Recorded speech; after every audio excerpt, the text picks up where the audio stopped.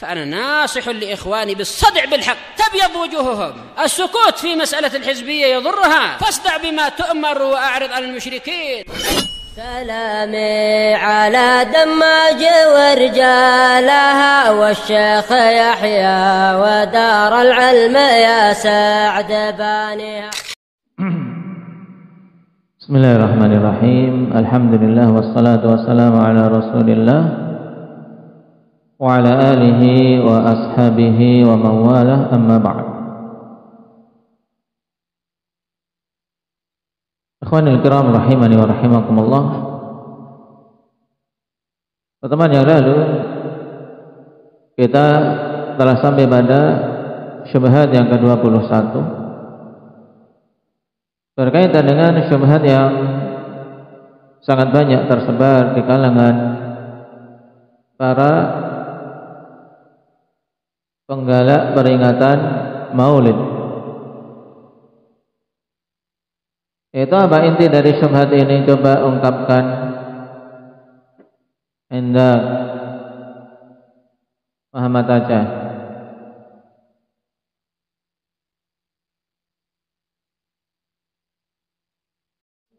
Nah, intinya pada syubhat ke-21 yaitu bahwasanya perayaan Maulid ini sebagai ungkapan rasa gembira atas lahirnya Nabi.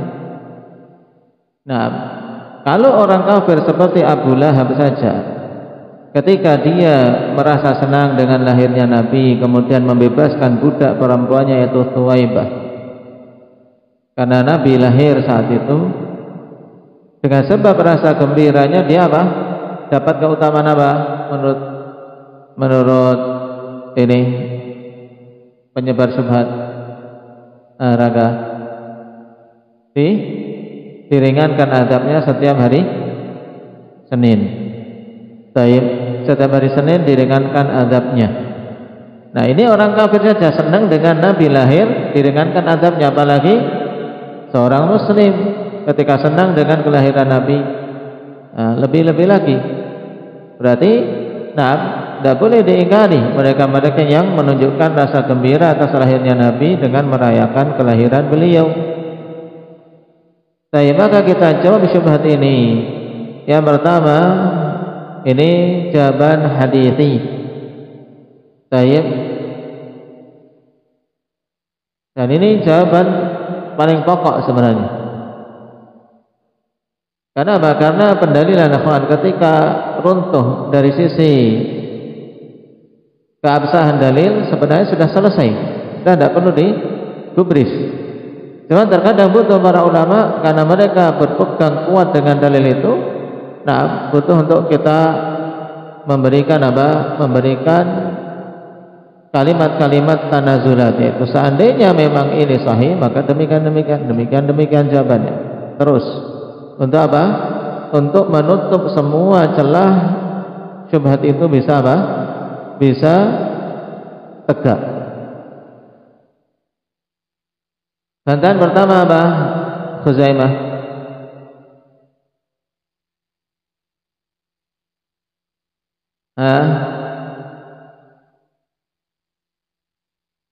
Hadisnya mursal, berarti riwayatnya apa? Dhaif. Intinya ini, riwayat tersebut mursal. Dhaif. Mursal itu seorang tabi'in langsung meriwayatkan dari Nabi. Tabi'innya siapa di sini? Arwah ibn Zubair. Arwah ibn Zubair langsung meriwayatkan dari Nabi.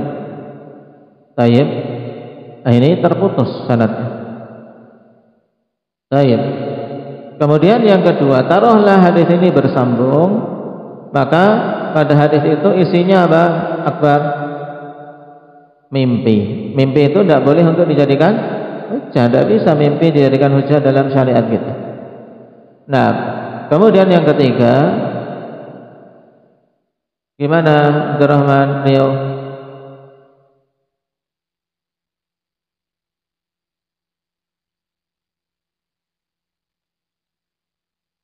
Nah, kegembiraan Abu Lahab itu kegembiraan tabi'i, aman, gembira dengan lahirnya apa? Keponakannya. Baik, sehingga tidak ada sisi dia itu gembira karena Allah, sehingga tidak akan diberi pahala. Maka kalau sesuatu tidak akan diberi pahala kok menjadi sebab dia diringankan dosanya, ini aneh. Ini menunjukkan apa? Lemahnya riwayat yang disebutkan oleh mereka. Karena sesuatu akhwan bisa bernilai pahala, kenapa? Ketika dilakukan karena Allah Subhanahu wa taala. Itu baru bisa bernilai pahala. Perkara-perkara mubah bisa bernilai pahala ketika kita niatkan karena Allah Subhanahu wa taala.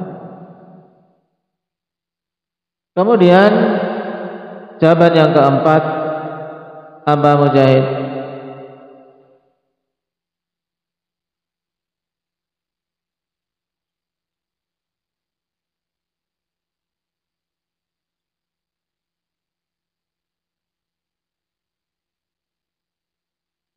simpulkan aja yang ringkas, tidak usah terpatok pada yang disebutkan di kitab, tapi harus dipahami. Inti jawaban keempat apa?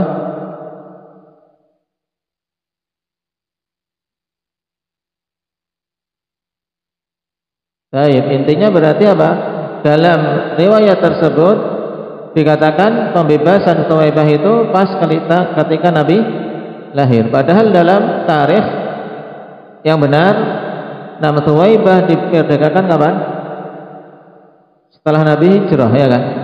Setelah Nabi hijrah. Bahkan ketika istri Nabi Sallallahu Alaihi Wasallam, Nabi sudah berkeluarga ini, sudah menjadi suami Khadijah.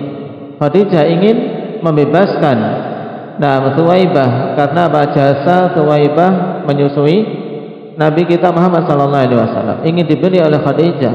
Abu Lahab tetap tidak mau. Ini menunjukkan masih menjadi budaknya. Sehingga jelas riwayat tersebut bahwasanya Abu Lahab membebaskan Thuwaibah karena bentuk gembira atas lahirnya Nabi kita, ini tidak benar. Kita lanjutkan. Khamisan, jawaban kelima. Lam yathbut min tariqin sahihin anna Abu Lahab fariha bi wiladatin Nabi sallallahu alaihi wasallam. Tidak sah dari jalur periwayatan yang benar, yang sahih, bahwasanya Abu Lahab itu gembira dengan lahirnya Nabi sallallahu alaihi wasallam. Nah, ini apa? Banyak sekali alasan-alasan. Kadang kita heran-heran kok. Setiap ada tokoh berbicara cerita ini, cerita itu, kadang orang yang punya naluri sehat saja akan mengatakan tidak benar, tapi tetap digugu, tetap diambil, ditelan mentah-mentah. Apalagi yang bicara Habib, atau yang bicara Gus, yang bicara kiai besar, langsung diambil mentah-mentah. Nah di sini tidak sabit, tidak sah dengan jalan periwayatan yang sahih bahwasanya Abu Lahab itu gembira dengan lahirnya Nabi Sallallahu Alaihi Wasallam. Demikian pula wala anna Thuwaibah basyarathu biwiladat. Tidak ada riwayat yang sahih bahwasanya Thuwaibah memberi kabar gembira tentang lahirnya Nabi Sallallahu Alaihi Wasallam kepada siapa? Abu Lahab. Wala annahu ataqa Thuwaibah min ajlil bisyarati bi wiladatin Nabi sallallahu alaihi wasallam. Demikian pula tidak sah dengan periwayatan yang sahih bahwasanya Abu Lahab memerdekakan Thuwaibah gara-gara Thuwaibah memberi kabar gembira atas kelahiran Nabi sallallahu alaihi wasallam. Jadi dari semua sisi berita itu, berita apa? Tidak benar. Berita tidak sahih. Fa kullu hadza lam yathbut, semua ini tidak sabit, yaitu tidak sah dari jalur periwayatan. Nah, wa man idda'a thubuta syai'in min dzalika fa 'alaihi iqamatu dalili 'ala man da'ah. Sehingga siapa saja yang mengklaim bahwasanya semua itu adalah perkara yang benar terjadi, maka wajib atasnya untuk menegakkan dalil tentang klaimnya itu. Yang membuat berita seperti itu wajib untuk menegakkan hujjah atas kebenarannya. Wala yajida ila dalilis sahihi sabilan, dan dia tidak akan bisa mendapatkan jalan untuk bisa mencapai dalil yang sahih. Kenapa? Karena memang tidak ada. Falladhi fil Bukhari min qawli Urwah anna Aba Lahabin a'taqa Thuwaibah wa arda'atin Nabiyya sallallahu alaihi wasallam. Adapun yang ada dalam Sahih Bukhari dari perkataan Urwah, yaitu bahwasanya Abu Lahab memerdekakan Thuwaibah. Kemudian Thuwaibah menyusui Nabi sallallahu alaihi wasallam. Maka ini kita tidak berselisih. Taib. Cuman kalau dikaitkan dengan kelahiran Nabi, tidak ada dalil yang menunjukkan hal tersebut. Sadisan yang keenam, dallatin nususus sarihatu min kitabillahi azza wa jalla ala anna a'malal kuffari habitah. Ini juga perkara penting untuk dipahami setiap muslim dan muslimah, sehingga tidak terkecoh dengan syubhat-syubhat yang sangat lemah seperti ini. Nas-nas yang tegas dari Alkitab, yaitu dari Al-Quran, bahwasanya amalan-amalan orang kafir itu terhapus, tidak diterima, sia-sia tok, habitah, tidak akan dinilai oleh Allah Subhanahu wa taala. Kama qala ta'ala wa qadimna ila ma 'amilu min 'amalin faj'alnahu haba'an manthura.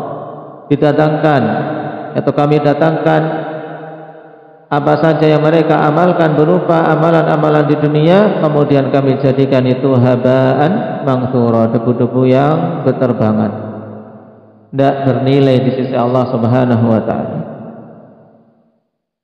Wa qala ta'ala mathalul ladzina kafaru bi rabbihim a'maluhum karamadin ishtaddat bihi ar-rihu fi yawmin 'asif la yaqdiruna mimma kasabu 'ala syai' dzalika huwa ad-dhalalul ba'id.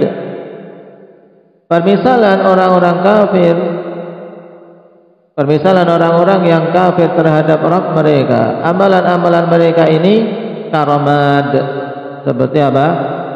Debu.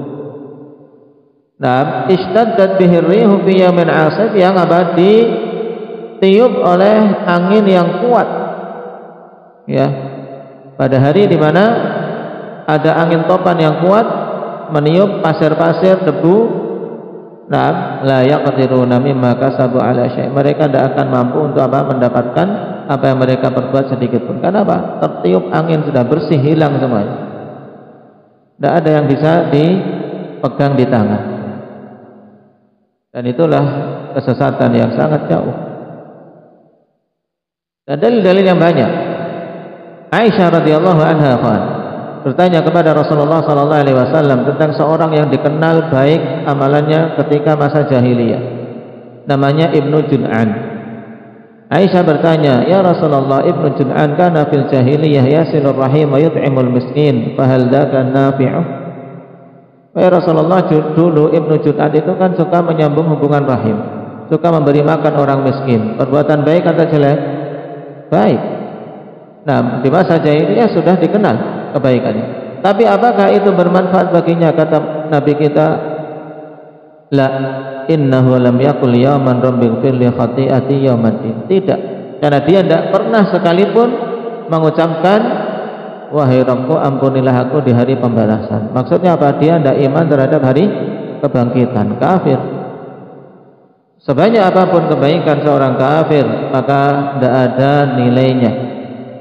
Nah, sia-sia, hilang. Wa Abu Lahab yadkhulu tahta hadhihi al-ayati dhimnan fala yamtafi'u bi itaqi Thuwaibah li'anna a'malahu kullaha habitah. Dan Abu Lahab masuk dalam kandungan ayat ini, tercakup dalam apa? Cakupan ayat tersebut, sehingga dia tidak bisa mengambil kemanfaatan dari perbuatan dia memerdekakan Thuwaibah. Seandainya benar dia memerdekakan karena Nabi dilahirkan. Kenapa? Karena amalan Abu Lahab semuanya apa? Sia-sia, terhapus, tidak ada nilainya. Sabi'an. Kemudian jawaban yang ke-8, anna nusus al-Qur'ani dalatun ala anna al-'adzab la yukhaffafu 'anil kufar. Ini juga penting sehingga tidak terkecoh. Nah, bahwasanya nas-nas Al-Qur'an menunjukkan bahwasanya azab di neraka bagi orang-orang kafir ini, bagi orang-orang kafir yang kekal, tidak akan diringankan sama sekali dari orang-orang kafir. Qala Allah Ta'ala walladzina kafaru lahum naru jahannam la yuqda 'alaihim fayamutu wa la yukhaffafu 'anhum min 'adzabiha kadzalika najzi kulla kafur. Dan orang-orang yang kafir itu bagi mereka neraka jahanam, mereka tidak akan ditetapkan untuk mati sehingga mereka mati, tapi juga tidak diringankan dari mereka azab mereka sehingga bisa terasa hidup. Jadi tidak mati, tidak hidup, tidak hidup yang benar, tapi apa? Sudah semuanya apa? Sakit yang luar biasa, azab yang pedihnya luar biasa. Nah, gak ditetapkan untuk mati, tapi juga azabnya terus-menerus bertambah, tidak ada sekejap pun untuk diringankan. Kadzalika najzi kulla kafur, demikianlah kami balas setiap orang-orang yang kufur pada Allah Subhanahu wa taala. Wa Abu Lahab mimman tantabiqu alaihi hadhil ayah, dan Abu Lahab termasuk orang yang pas diterapkan padanya ayat ini. Kenapa? Li syiddati kufrih, karena kerasnya kekufuran dia, wa adawatihi li Rasulillah sallallahu alaihi wasallam, dan kerasnya permusuhan dia terhadap Rasul sallallahu alaihi wasallam, wa adiyatihi lah, dan gangguan terhadap beliau alaihi salatu wasallam. Nabi berkeliling ke pasar-pasar berdakwah. Abu Lahab mengikuti dari belakang melempari Nabi sallallahu alaihi wasallam. Nah, jangan dengarkan, ini orang gila. Nah, sampai Nabi berdarah-darah kakinya. Nah, perbuatan yang luar biasa menyakiti Nabi sallallahu alaihi wasallam. Istrinya juga ikut-ikutan. Nah, mengganggu Nabi alaihi salatu wasallam. Mereka sekongkol untuk bisa membunuh Nabi sallallahu alaihi wasallam. Nah, untuk bisa menimpakan keburukan kepada Nabi sallallahu alaihi wasallam. Maka jelas orang seperti ini tidak akan diringankan azabnya. Nah, wala yukhaffafu anhum min azabiha. Kaifa la waqad ja'a an-nassus sharihu bidzalik, bagaimana tidak? Bagaimana tidak masuk dalam ayat padahal telah datang nas yang tegas tentang hal itu, bahkan surat khusus, surat apa? Al-Lahab. Kama fi qaulihi ta'ala tabbat yada abi lahab wa tab ma aghna anhu maluhu wa ma kasab sayasla naran dzata lahab. Ini nas sharih kalau Abu Lahab tidak punya kemanfaatan sedikit pun dari perbuatannya di dunia, Pak. Dari perbuatan-perbuatan baik kalau ada. Sharih. Celaka kedua tangan Abu Lahab dan celaka dia.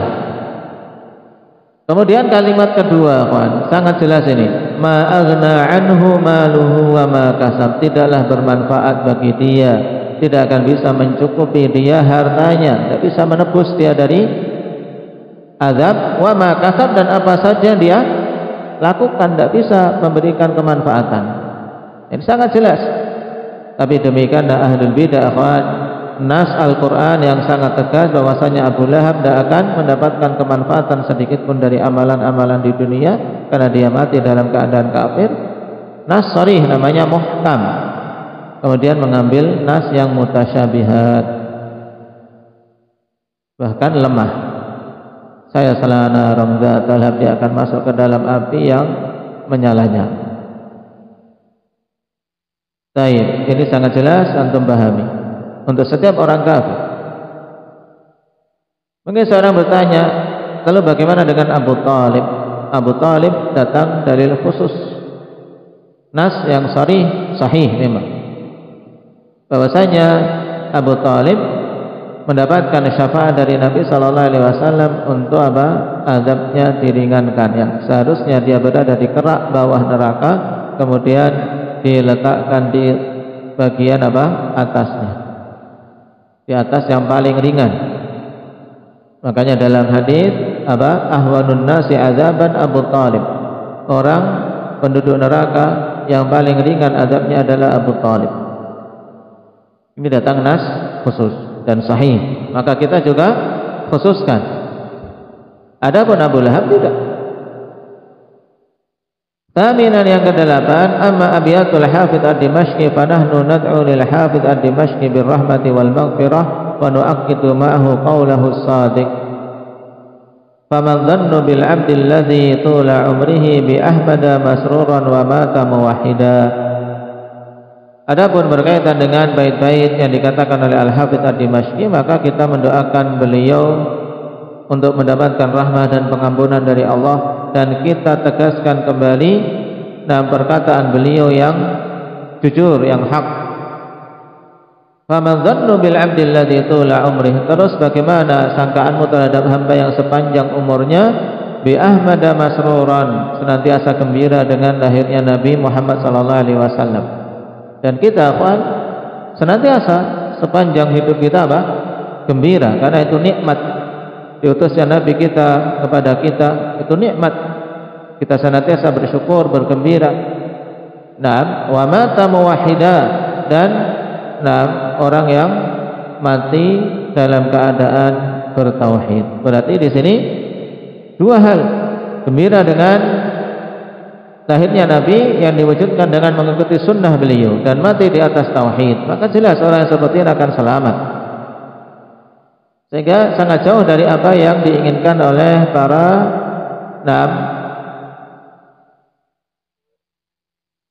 penebar syubhat tentang perayaan Maulid. Fa huwa rahimahullah yarju thawaba rabbih bi sururihi bir rasul sallallahu alaihi wasallam tula umrih, la annahu yartaji thawaba sururihi bir rasul sallallahu alaihi wasallam fi lailatin ba'da 360 wa 56 lailah. Baik. Sehingga beliau berharap untuk mendapatkan pahala dari Allah Subhanahu wa taala dengan kegembiraan beliau terhadap Rasul sallallahu alaihi wasallam sepanjang umur beliau. Nah,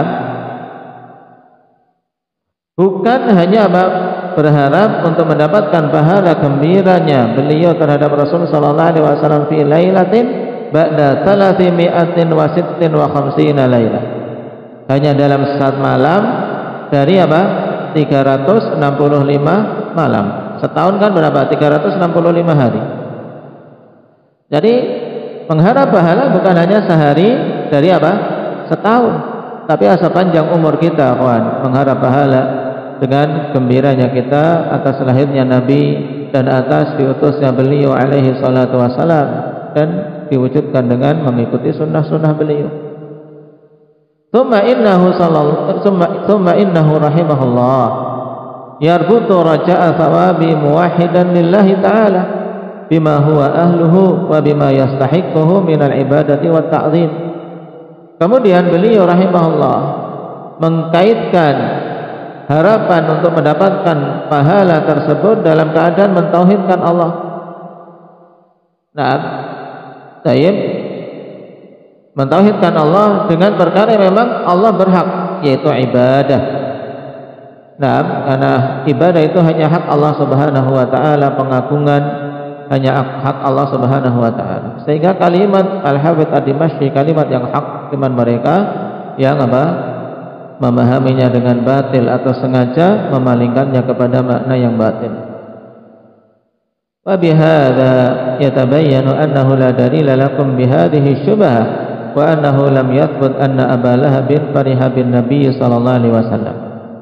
Dengan ini jelaslah bahwasanya tidak ada dalil bagi kalian dengan syubhat ini, bahwasanya tidak sabit bahwasanya Abu Lahab itu gembira dengan lahirnya Nabi sallallahu alaihi wasallam. Wala annahu ataqa Thuwaibah hala wiladatihi sallallahu alaihi wasallam. Demikian pula tidak sah kebenaran bahwasanya Abu Lahab ini memerdekakan Thuwaibah ketika Nabi lahir. Bal kana min asyaddil a'da'i li Rasul sallallahu alaihi wasallam. Bahkan dia itu adalah orang yang paling keras permusuhannya, musuh yang paling keras terhadap Rasul sallallahu alaihi wasallam. Fatil kada wala burhana 'alaiha, sehingga klaim tersebut, ya, syubhat yang mereka sebarkan itu tidak ada bukti atasnya sama sekali. Nah, berarti kesimpulan sebenarnya sangat mudah. Kita bantah khabar tersebut mursal, dhaif. Kita selesai sebenarnya, teman. sebagian kurang mantap, masih ngayal, maka jawaban-jawaban diperbanyak ikhwan. Ada 8 jawaban di sini bagi siapa saja yang mau. Nah, sedikit saja menggunakan akalnya akan paham bahwasanya tidak ada dalil, tidak ada hujjah sama sekali pada kisah Abu Lahab dan Thuwaibah tersebut. Karena selain riwayatnya yang dhaif juga bertentangan dengan dalil-dalil yang sangat banyak dalam kaidah-kaidah syariat kita. Baik. Barakallahu fiikum. Nasallallahu at-taufiq lima yuhibbuhu wa yardahu walhamdulillahi rabbil